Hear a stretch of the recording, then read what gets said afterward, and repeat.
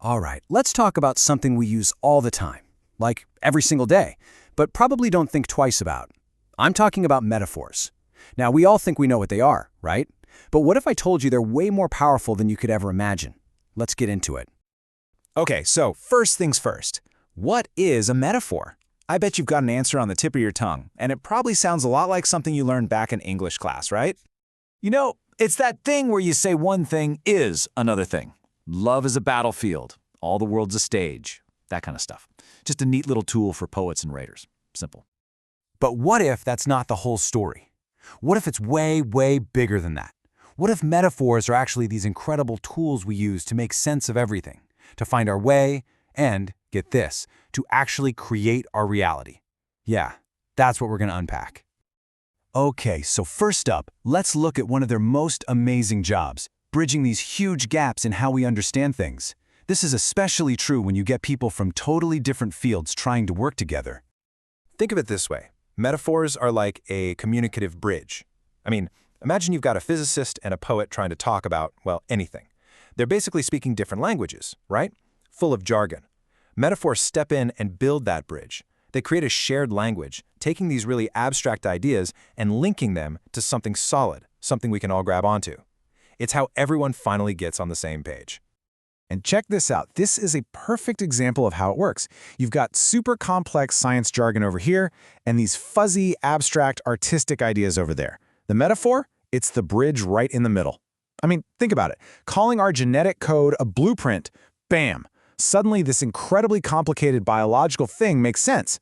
It's not literally a blueprint, of course, but that simple word gives us a mental framework that we can all work with. It just clicks.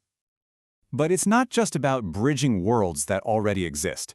Metaphors help us map out totally new ones. You know, when we run into a brand new idea, something completely unfamiliar, it's like we're in uncharted territory. We need a map, a compass, and that's exactly what metaphors become for us. They're our navigation tools. And this breaks down how our brains actually do it. It's a pretty cool process. So first, you're faced with something totally new and confusing. Then, your brain starts scrambling around, looking for something, anything, it already knows that's kind of similar. That's step 2. Step 3 is where you create the metaphor. That's the magic link. And then boom, step 4, you use that link to map out the new idea so it finally makes sense. Okay, so metaphors help us understand things. Got it. But their power goes way, way beyond that. This is where it gets really interesting. Let's talk about how they literally become the spark for brand new ideas. You see, it's so easy to think of metaphors as just passive. You know, they just describe the world around us. We use them to explain stuff that's already there. But that's only half the picture. They don't just describe, they create. They actively build new ways for us to see things. They don't just tell us about the world as it is. They hand us the tools to imagine the world as it could be. That's a huge difference. And this is exactly how thinking in metaphors becomes this amazing engine for innovation. It invites you to see a problem in a totally different light, right? It forces you to look at it from a new angle. It's what sparks those aha moments, connecting two ideas that seemed totally unrelated before. This is how you get a biologist borrowing an idea from a computer scientist, or an artist getting inspired by an engineer. It's about smashing different fields together to cook up something completely new. Which brings us to the human side of all this. Because metaphors aren't just about connecting abstract ideas. They're about connecting people, helping us reach across all sorts of divides. And this quote, man, it just nails it. A really good metaphor doesn't just make sense in your head, logically. It hits you on an emotional level. It brings up feelings, memories, associations. And that creates a way deeper connection between people who are trying to work together. It takes collaboration from just being about brains and a room to something, well, something more human. So because they have this incredible mix of intellectual and emotional power, metaphors basically become these all-terrain vehicles for crossing boundaries.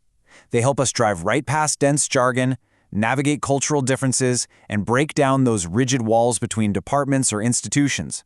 They're what allow an artist, a scientist, and a politician to actually sit down, find common ground, and create something that none of them could have built alone.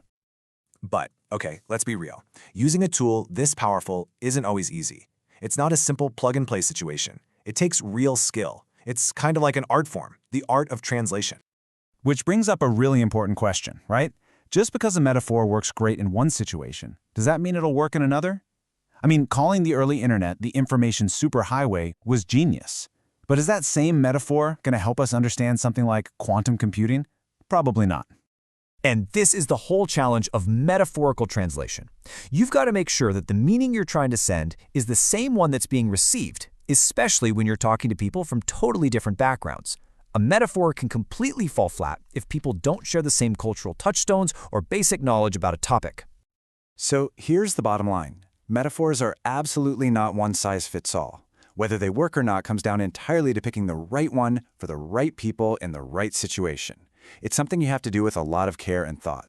And to kind of wrap this all up, there's this fantastic quote that actually uses a metaphor to describe metaphors themselves. How perfect is that? It says that in this giant, rich tapestry of human knowledge, metaphors are the actual threads, the threads that weave all the different fields together. And what they create is a picture that's way clearer, way more creative, and more connected than any one field could ever hope to make on its own. So, I want to leave you with a question to chew on. What's the powerful metaphor that shapes how you see the world? Do you think of your life as a journey?